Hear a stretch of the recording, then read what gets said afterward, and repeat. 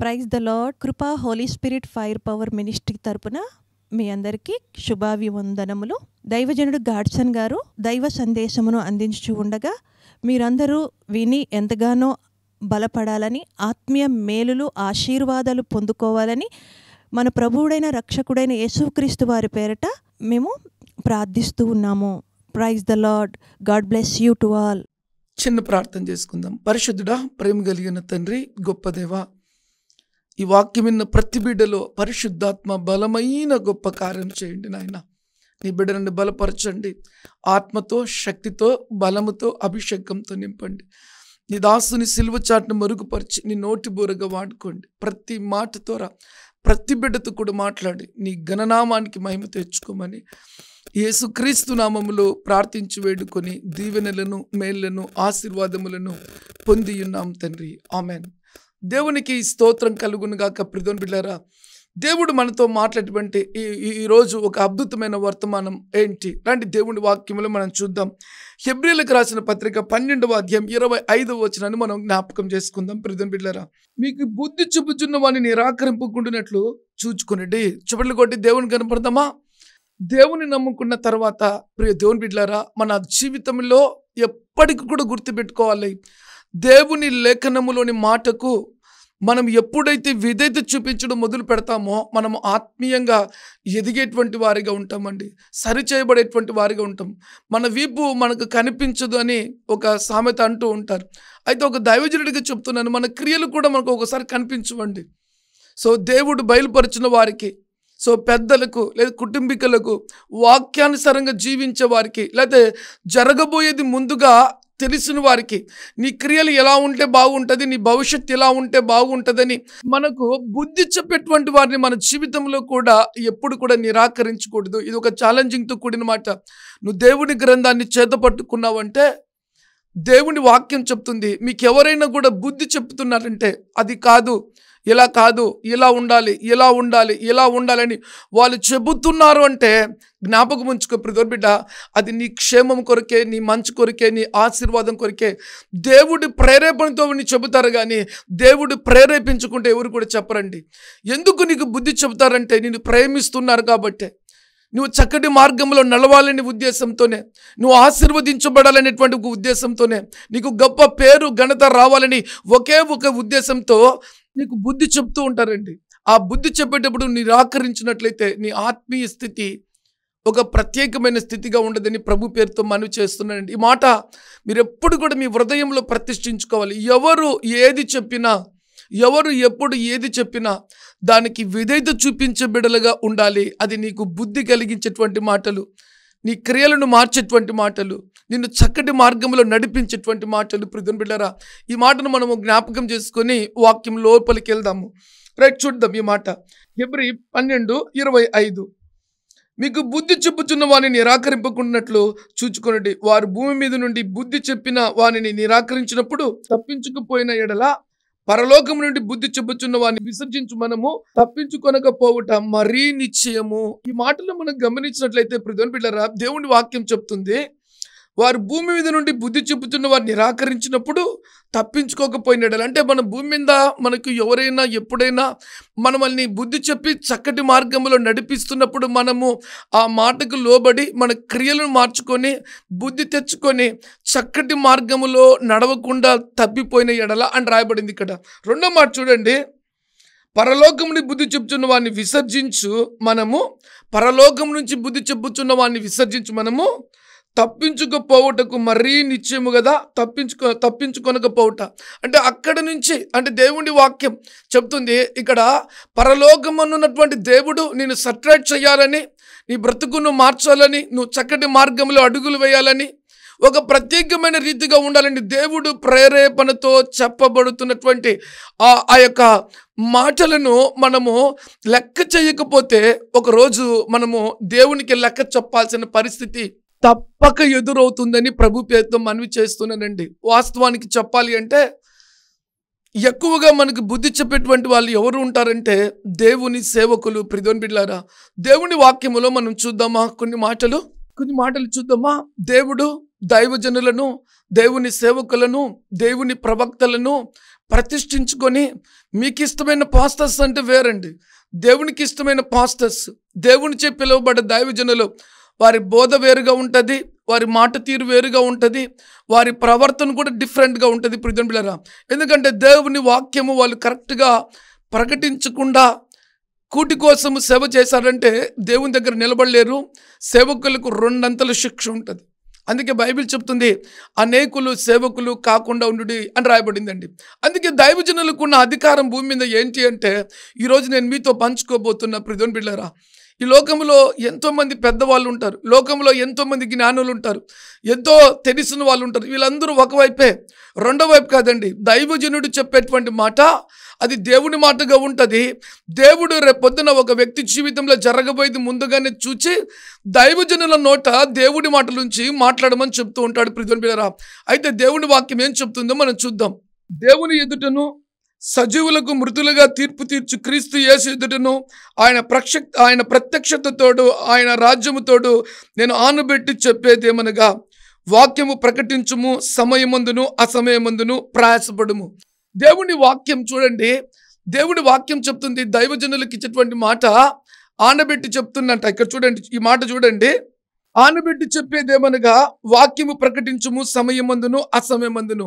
దేవుని వాక్యం చెప్తుంది ప్రియమైన బిడ్డలారా, దైవజనులంట సమయమందును అసమయమందును దేవుని వాక్యం ప్రకటించుడి.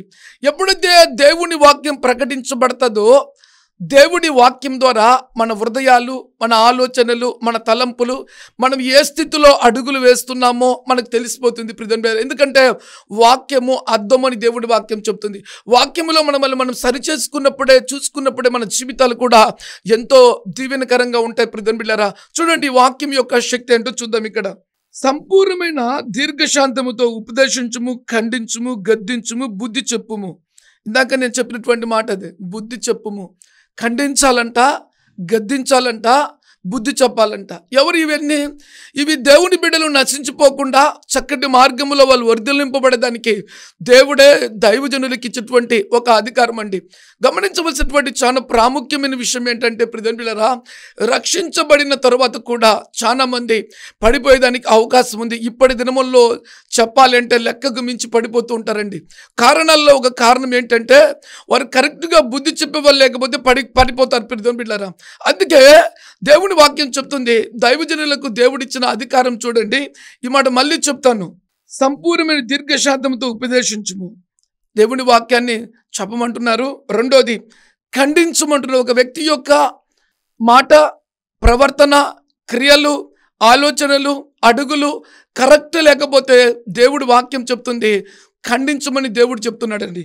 ఖండించుము. రెండోది గద్దించుము. మూడవది బుద్ధి చెప్పుము. ఇవన్నీ కూడా ఒక వ్యక్తి జీవితంలో దిద్దుబాటు విషయంలో దేవుడు ప్రేరేపించి మాట్లాడినప్పుడు వెనువెంటనే మనం మార్చబడితే దేవుని కృప మనతో ఉంటుందని ప్రభు పేరుతో మనవి చేస్తున్నాను ప్రియమైన బిడ్డలారా. మాట చెప్తున్నా, మంచి మనస్సాక్షి కలిగిన వ్యక్తి అయితే వెంటనే వీటికి లోబడతాడండి. అదే మంచి మనస్సాక్షి లేకపోతే ఆ వ్యక్తి విరోధముగా మార్చబడతాడు అని దేవుని సేవకుడిగా నేను చెప్తుంటున్నాను ప్రియమైన బిడ్డలారా. ఏంటి ఒక మంచి మనస్సాక్షి లేకపోతే, లేదా మంచి మనస్సాక్షిని త్రోసివేస్తే ఏం జరుగుతుంది? దేవుని వాక్యాన్ని మనం చూసినట్లయితే దేవుని లేఖనములో దైవజనులకు, దేవుని ప్రవక్తలకు, దేవుని సేవకులకు దేవుడే ఇటు అధికారం ఇచ్చాడు. నా ప్రవర్తన మార్చుకోవాలి, నా క్రియలు మార్చుకోవాలి, నేను దేవునికి ఇష్టకరంగా ఉండాలని ఒక ఆలోచన కలిగిన వ్యక్తి మాత్రం వెంటనే విధేయత కలిగిన వ్యక్తిగా ఉంటాడు, లోబడే వ్యక్తిగా ఉంటాడు. దేవుడి వాక్యానుసారంగా జీవించడానికి తన్ను తాను క్రీస్తు అనే బండ మీద కట్టుకునేటువంటి వ్యక్తిగా ఉంటాడు ప్రియమైన బిడ్డలారా. ఒకవేళ మంచి మనస్సాక్షిని త్రోసివేస్తే, అదే నిన్ను గద్దించే వారిని, అదే భూమి మీద నిన్ను సరిచేయాలని, నిన్ను చక్కటి మార్గంలో నడిపించాలని ఆలోచన కలిగినటువంటి వ్యక్తులను మనం తృణీకరించే వారిగా ఉన్నట్లయితే వారి మాటకి ఎంత మాత్రం కూడా లెక్క చేయం ప్రియమైన బిడ్డలారా. అయితే రెండో మాటగా నేను మీతో పంచుకుంటా చూడండి. ఎందుకనగా బుద్ధి చెప్పుమని దేవుని వాక్యం చెప్తుంది. చూడండి 3వ వచనం. ఎందుకనగా జనులు హితబోధను సహించరు, దొరద చెవులు గలవారై తమ స్వకీయ దురాశలను అనుకూలమైన బోధన తమ కొరకు పోగు చేసుకుందురు. ఆమె చెప్దామా? హల్లెలూయా చెప్దామా? ఈరోజు అనేక మంది దేవుని బిడ్డలు గాలికి కొట్టుకుపోయే పొట్టులాగున్నారు. కారణం ఎందుకు అంటే దేవుడి వాక్యానుసరమైన బోధ మనకు కావాలనేది మర్చిపోయి ఈరోజు పరిగెడుతున్నారండి. కల్పన కథలకు పరిగెడుతున్నారు. అద్భుతాలంటే, మహత్కారాలంటే, సూచక క్రియలంటే, లేదా ఎక్కడో ఏదో జరిగిపోతుంది అంటే పరిగెడుతూ ఉన్నారు. కానీ దేవుని వాక్యానుసారంగా నేను జీవించడకు నా జీవితాన్ని క్రీస్తు అనే బండ మీద కట్టుకొని ఆ లేఖనానుసారంగా నేను జీవిస్తానని నువ్వు ఎప్పుడైతే ఒక బలమైన తీర్మానం తీసుకుంటావో ప్రియమిత్రులారా, నీ జీవితం అంతా కూడా చాలా అద్భుతమైన రీతిగా ఉంటుందని ప్రభు పేరుతో మనవి చేస్తున్నాను. ప్రియమిత్రులారా, చాలా మంది అంట దేవుని వాక్యం కఠినముగా ఖచ్చితంగా నువ్వు ఎలాగా ఉండాలి అని నిన్ను ఖండించి నిన్ను ఆ మార్గంలో నడుచుటకు నిలబెట్టినట్లుగా ఆ దైవజనుడు గద్దించాడనుకో, ఇలాగే ఉండు అని చెప్పాడనుకో, ఇలాంటి మార్గము మంచిది అని చెప్పాడనుకో, వెంటనే ఆ సంఘాన్ని విడిచిపెడతాం, వెంటనే ఆ సేవకుని విడిచిపెడతాం, ఇంకొక పాస్టర్ ఎదుగుతాం, ఇంకొక సంఘాన్ని ఎత్తుకుతాం. అది ఎంత దూరమైనా వెళ్తాం. నాకు ఇష్టమైన బోధ కావాలి, నేను ఎలా ఉన్నా కూడా నన్ను ఏమీ అనకూడదు, నేను ఇట్లాగానే ఉంటాను, నేను అలా వచ్చిపోతుంటాను అనేటువంటి ఆ పరిస్థితులకి మనం వెళ్ళినట్లయితే మన మనస్సాక్షి దేవుడి వాక్యాన్ని తృణీకరించిన మనస్సాక్షిగా ఉంటుంది. గమనించండి ప్రియమిత్రులారా, నువ్వు ఎప్పుడు ఏ మందిరానికి వెళ్ళినా దేవుని సన్నిధిలో దేవుడు మాట్లాడుతున్నప్పుడు ఆ వాక్యానికి లోబడి నీ బ్రతుకును మార్చుకుంటూ క్రీస్తు అనే బండ మీద కట్టబడుతూ దేవుని వాక్యానుసరమైన జీవితాన్ని నువ్వు ధరించుకొని ఈ భూమి మీద రారాజుగా నడవడం మొదలు పెడితే అది దేవునికి మహిమ, నీ జీవితానికి కూడా ఒక దీవెనని ప్రభు పేరుతో మనవి చేస్తున్నానండి. ఒక వ్యక్తి జీవితంలో ఎప్పుడు పడిపోతాడంటే చక్కటి దేవుని వాక్యము కరెక్ట్గా లేకపోతే, రెండోది బోధ కరెక్ట్గా లేకపోతే ఆ వ్యక్తి యొక్క జీవితం కూడా, ఆ వ్యక్తి యొక్క క్రియలు కూడా, ఆ వ్యక్తి యొక్క మార్గాలు కూడా, ఆ వ్యక్తి యొక్క భవిష్యత్తు కూడా ప్రియమిత్రులారా డిఫరెంట్ అయిన వేళకి వెళ్ళిపోతుందని ఇది చాలా జాగ్రత్తగా గమనించాలి. చాలా జాగ్రత్తగా గమనించవలసినటువంటి మాటలు ఇవన్నీ కూడా. ఏదో చర్చికి వెళ్తున్నాం, పోతున్నాం, వింటున్నాం, వస్తున్నాం అనేది కాదు.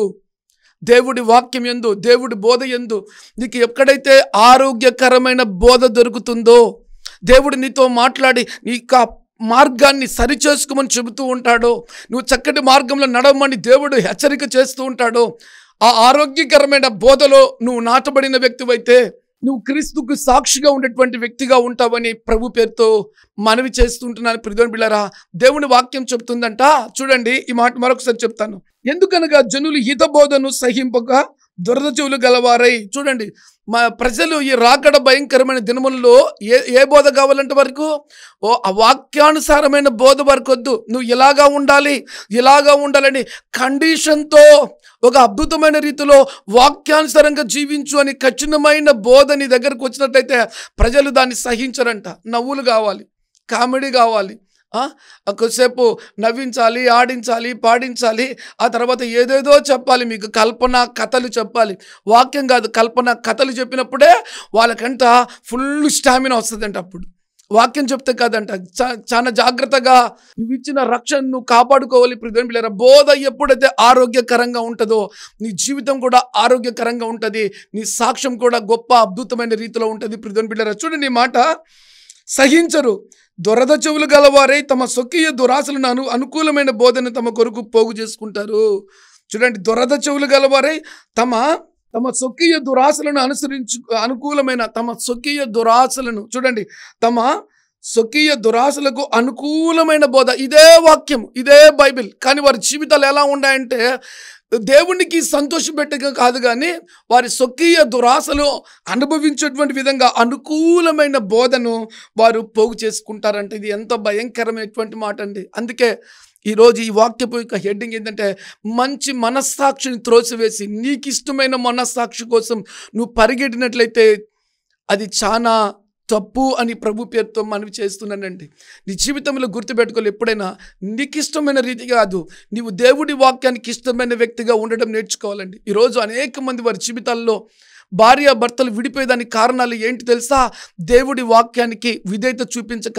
దేవుడి వాక్యానికి ఏ వ్యక్తి అయితే విధేయురాలుగా ఉంటారో వారి జీవితాలు కూడా కట్టబడతాయి. ప్రియమిత్రులారా, ఏ వ్యక్తి అయితే దేవుడి వాక్యానికి విధేయత కలిగి జీవించడం మొదలు పెడతారో వారి మీదకి దేవుడి ఆశీర్వాదాలు వారి మీదకి బలముగా కుమ్మరించబడతాయి. ప్రియమిత్రులారా, మనము మంచి మనస్సాక్షి కలిగిన వారమైతే ఆ బోధ కఠినమైన బోధగా ఉన్నప్పుడు, ఆ కఠినమైన బోధలో మనము దేవుడితో నడవడం మొదలుపెట్టినప్పుడు ఈ లోకంలో లోకమాన్యం మనం అంటుకోకుండా ఒక అద్భుతమైన రాజయోగాన్ని మనం అనుభవిస్తాం ప్రియుని. అందుకే మన వ్యక్తిగత జీవితం మీద ఆధారపడి ఉంది. మనం ఎటువంటి ఈ బోధ ద్వారా మన భవిష్యత్తు క్రీస్తులో కట్టబడుతుందని రాయబడింది ప్రియుని బిళ్ళారా. ఈ మాట మనం చూసినట్లయితే చూడండి, సత్యమునకు చెవి ఒగ్గక 4వ వాక్యం, తిమోతికి రాసిన 2వ పత్రిక 4వ అధ్యాయం 4వ వాక్యం. సత్యమునకు చెవి ఒగ్గక కల్పనా కథల వైపు తిరుగు కాలము వచ్చెను.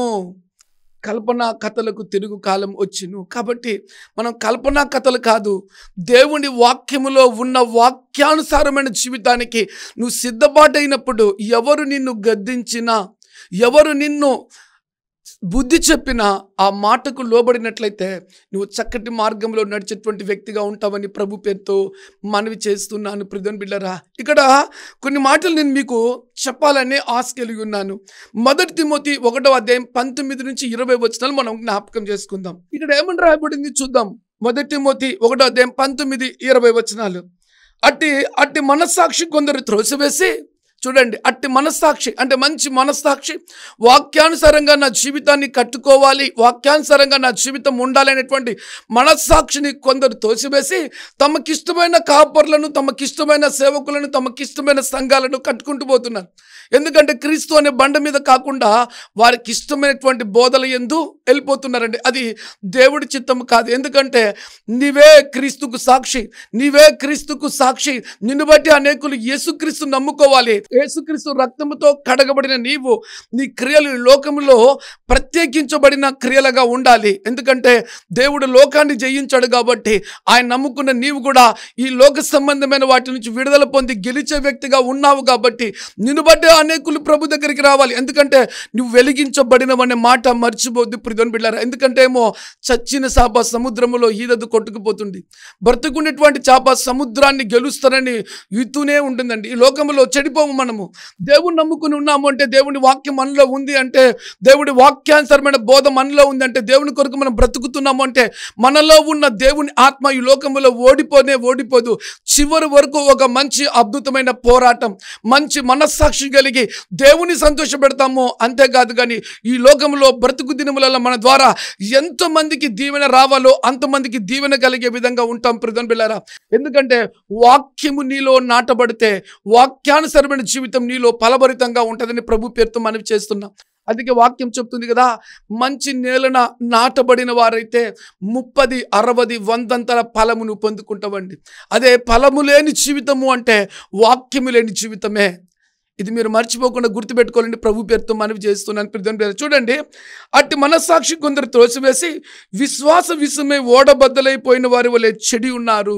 మంచి మనస్సాక్షిని మనం త్రోసివేసినట్లయితే రెండో మాటకు చెప్తున్నా, మన ఆత్మీయ స్థితి స్టాండర్డ్గా ఉండదు, బలంగా ఉండదు, నీతిగా ఉండదు, యథార్థంగా ఉండదు, గొప్పగా ఉండదు, ఎదుటి వాళ్ళు చెప్పుకునే స్థితిలో ఉండదు. కాబట్టి మన జీవితంలో మంచి మనస్సాక్షిని మనం త్రోసివేసినట్లయితే దేవుని వాక్యం చెప్తుంది ప్రియుని బిడ్డలారా, ఓడబద్దైపోయిన వారి వలె చెడి ఉన్నారు. మనం చెడిపోయేదానికి కారణాల్లో ఒక కారణం బోధ కరెక్ట్గా లేదు కాబట్టే, మంచి మనస్సాక్షిని త్రోసివేశాం కాబట్టే చెడి ఉన్నాము.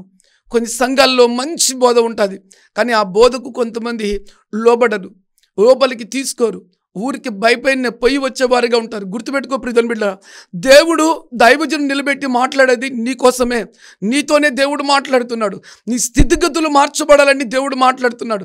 దేవుడి మాట నువ్వు ఎప్పుడైతే వింటావో దేవుడు నీ ద్వారా తన ప్రణాళికను పూర్తి చేసుకుంటాడు. ఊరికి విని విడిచిపెట్టే వ్యక్తిగా ఉండద్దు. విని లోబడి నీ జీవితాన్ని కట్టుకొని క్రీస్తు అడుగు జాడల్లో నడిచే వ్యక్తిగా ఉండడం దేవుని చిత్తం. క్రీస్తు అడుగు జాడల్లో నడవడం దేవుని చిత్తము, దేవుని చిత్తము, దేవుని చిత్తము. అది చాలా ప్రాముఖ్యమైనదని ప్రభు పేరుతో మనవి చేస్తుంటున్నాను ప్రియుని బిడ్డలారా. చూద్దాం, ఈ మాట చూద్దాం. 20వ వచనం, వారిలో హోమమైనను అలెగ్జాంద్రు ఉన్నారు.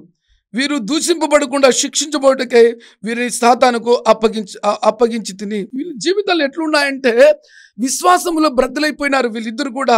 ఎవరంటే హోమమైనను అలెగ్జాంద్రు, వీరిద్దరు కూడా దూషింపబడకుండా శిక్షించబోటకై వీరిని సాతానుకు అప్పగించబడింది. వీరు చూడండి ఎంత భయంకరమైనటువంటి పరిస్థితి ప్రియుని బిడ్డలారా.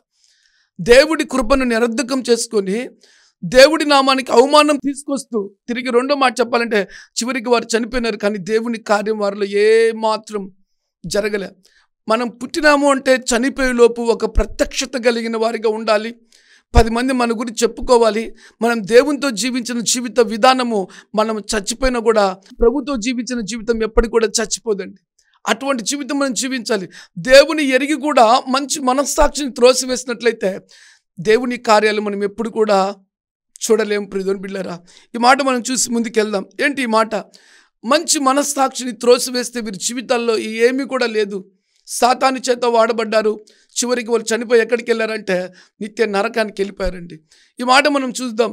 ఏంటి మంచి మనస్సాక్షిని త్రోసివేస్తే ఏం జరుగుతుందో.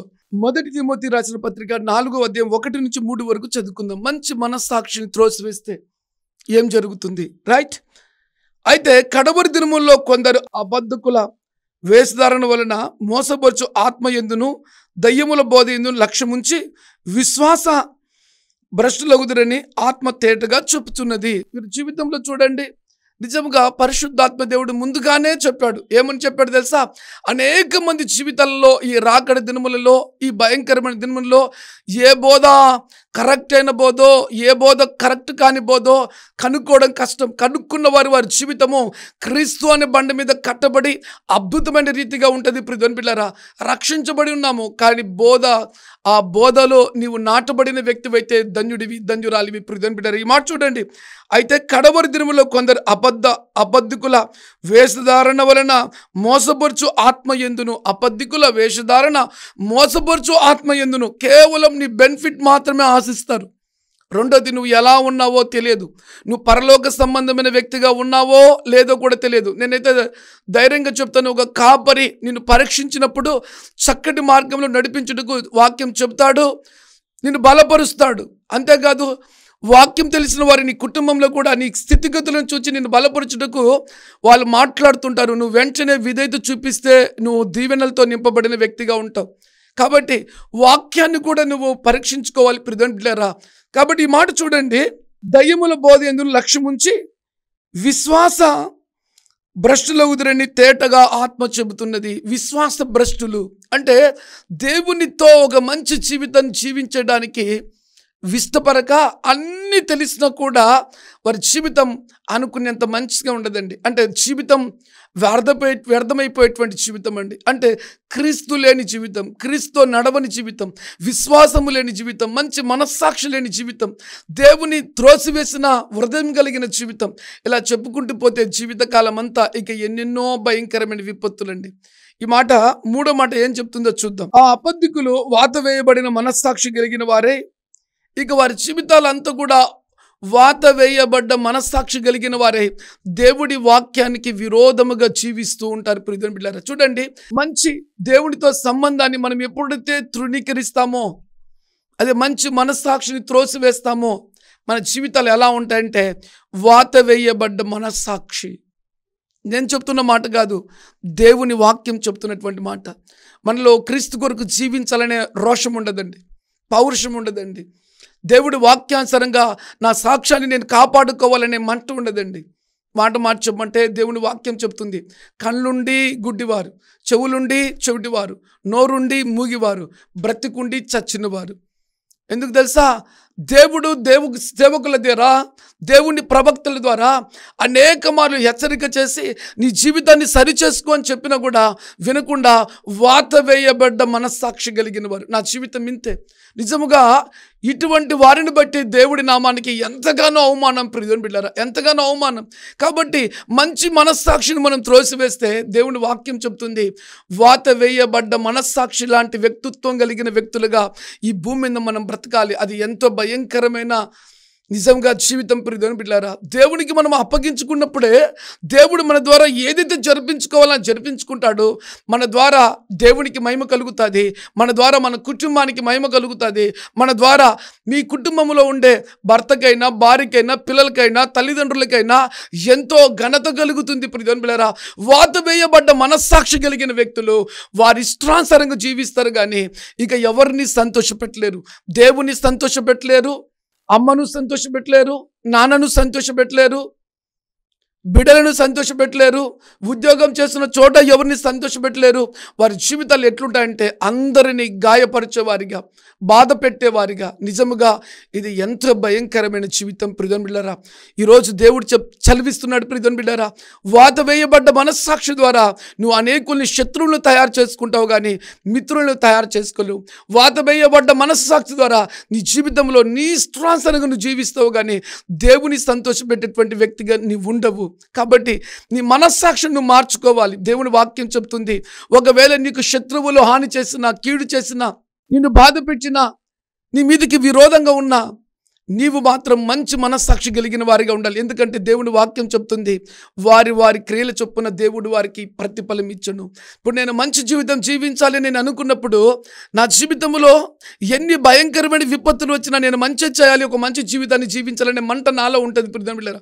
కానీ అది కాకుండా నేను మంచి చేసిన వరకు చెడు చేయాలనుకుంటే మొదటగా చెడిపోయేది నేనే. దేవుని వాక్యం చెప్తుంది, కక్ష తీర్చుకునేది దేవుడే, యుద్ధం చేసేది దేవుడే, పగ తీర్చుకునేది దేవుడే. కానీ దేవుడు నన్ను ఏమన్నాడు తెలుసా? నిన్ను వలె నీ పొరుగు వాళ్ళని క్షమించమన్నాడు, ప్రేమించమన్నాడు. ఈ వాక్యము నీ లోపల నాటబడిన వ్యక్తివైతే, ఈ వాక్యం నీ హృదయంలో లోపల నాటబడిన వ్యక్తివైతే నీ జీవితము ఒక అద్భుతమైన జీవితంగా ఉంటుందని ప్రభు పేరుతో మనవి చేస్తుంటున్నాను. ప్రియమైన బిడ్డలారా, ప్రార్థన. మహాపరిశుద్ధుడా, ప్రేమ కలిగిన తండ్రి, గొప్ప దేవా, నీకు వందనాలు, స్తుతులు, స్తోత్రాలు చెల్లించుకుంటున్నాను నాయన. ఈ దినమున మరి వాక్యంలో ఎంతోమంది అయితే నాయన పాల్పంపులు పొందుకున్నారో, ఇత్తబడ్డ వాక్యం ప్రతి బిడ్డ హృదయంలోనికి నాయన ప్రవేశించి వారు జాగ్రత్త పడి అయినా మంచి మనస్సాక్షి కలిగిన వారే, దేవుని కొరకు ఈ తరములో నిందారహితముగా లోకం నుంచి వేరైన వారే, ప్రత్యేకించబడిన వారే నైనా వారి జీవితంలోకి ఎట్టి గద్దింపు వచ్చినా, ఎట్టి బుద్ధి చెప్పువారు వచ్చినా సరిచేయబడుతూ తండ్రి సిలువ వేయబడిన వారిగా, నీతి యథార్థత భక్తి కలిగిన వారిగా నీ కొరకు సాక్షులుగా ఉండేందుకు కృప చూపించమని ప్రార్థన చేస్తున్నా తండ్రి. ఒకవేళ ఎవరైనా కూడా మంచి మనస్సాక్షిని త్రోసివేసిన వారు ఉన్నట్లయితే నాయన వారిని ఇప్పుడే తండ్రి మీరు బాగు చేయమని ప్రార్థన చేస్తున్నాం. విధేయత కలిగిన వ్యక్తులుగా, దేవుని భయము కలిగిన వ్యక్తులుగా, దేవుడికి లోబడే వ్యక్తులుగా, మంచి మనస్సాక్షి కలిగిన వ్యక్తులుగా వారిని మార్చండి నాయన. ఏ కుటుంబంలో అయితే పిల్లల విషయంలో కానీ, కుటుంబీకుల విషయంలో కానీ మంచి మనస్సాక్షులేక ఆ కుటుంబానికి ఎన్ని భయంకరమైన విపత్తులు తీసుకొచ్చి పెడుతున్నారో ప్రభువా, ఆ కుటుంబంలో ఉన్న ప్రతి బిడ్డను మీరు చూచుచున్న దేవుడు రాజా, వారి మనస్సాక్షిని మీరు మార్చండి నాయన. జరగబోయేటువంటి పరిస్థితి మీరు వివరించినప్పుడు నాయన, ఆ కుటుంబంలో ఈ వాక్యం విన్నప్పుడు వారు చూస్తున్నారు కదా నాయన, నా దేవుని శక్తి వారిని తాకును గాక నాయన. అయ్యా, వాత వేయబడ్డ మనస్సాక్షి కలిగిన వ్యక్తులు మార్చబడుదురు గాక రాజా. దేవుని లేఖనములోని దేవుని శక్తి వారిని మార్చును గాక నాయన. మంచి మనస్సాక్షి కలిగిన వారిగా తిరిగి మళ్ళీ విడిచిపెట్టిన సిలువనెత్తుకుందురు గాక నాయన. తిరిగి నీ కొరకు సాక్షులుగా ఒక నీతి, ఒక పవిత్రత, ఒక యథార్థత భక్తి కలిగిన వారిగా నీ కొరకు సాక్షులుగా నిలబడుతును గాక. నా దేవుడి కృప నాయన వారి మీదికి దిగి వచ్చును గాక నాయన. వారిని తండ్రి దేవుడు ఉన్నతమైన స్థితిలో నిలబెట్టును గాక అని ప్రార్థన చేస్తున్నాం. ఈ వర్తమానం విన్నప్పుడు ఎంతమంది ఏ భయంకరమైన విపత్తుల గుండా వారు ప్రయాణం చేస్తున్నారు చూచుచున్న దేవుడు, వారందరినీ కూడా మార్చండి. దేవుడి కృపతో నింపండి, దేవుని దీవెనలతో నింపండి, దేవుని ఆశీర్వాదాలతో నింపండి. వారిని చెయ్యి పట్టుకొని మంచి మనస్సాక్షి కలిగిన వారిగా నిలువబెట్టండి నాయన. పరలోకాన్ని చూపించండి, నరకం నుంచి విడిపించండి. ఈ లోకములో శపితమైన జీవితం నుంచి నాయన దీవెనకరమైన జీవితంలోకి నడిపించు రాజా. ఇదిగో ఈ వర్తమానం విన్న ప్రతి బిడ్డలో దేవుని బలమైన కార్యం జరిపించమని వేడుకుంటున్నాను ఆయన. అనారోగ్యంతోనే ప్రతి బిడ్డను మీరు తాకండి, ఇప్పుడే మీరు తాకండి, బాగు చేయండి నాయన. హృదయము చెడిన వారిని బాగు చేయండి నాయన. ఆలోచనలు చెడిన వారిని బాగు చేయండి నాయన. వాత వేయబడ్డ మనస్సాక్షి కలిగిన వారిని బాగు చేయండి నాయన. ఇదిగో ప్రభువా, అద్భుతములను జరిపించండి నాయన, ఆశ్చర్యాలను జరిపించండి. ఏ దీవెనలైతే ఏ బిడ్డలు కోల్పోయారో అవి తిరిగి రెండంతలుగా పొందుకుందురుగాక నాయన. నీ బిడ్డ తల ఎత్తు బిడ్డలుగా నువ్వు నిలబెట్టుదువుగాక అని ప్రార్థన చేస్తున్నా. దేవుని కృప నీ బిడ్డల మీదకి దిగి వచ్చు మార్చునుగాక నాయన. ఈ ప్రార్థనలో వారు ఏకీభవించి పశ్చాత్తాపం పొందుతుండగా నాయన, నా దేవుని కార్యములు తిరిగి ఓ బలమైన రీతిగా జరుగునుగాక నాయన. ఎంతగా వాత వేయబడ్డ మనస్సాక్షి కలిగి బాధపడ్డారో నాయన, ఎంతగా మనస్సాక్షిని త్రోసివేశారో వారందరూ మార్చబడి మంచి మనస్సాక్షి కలిగి దేవునితో నడుచుదురుగాక.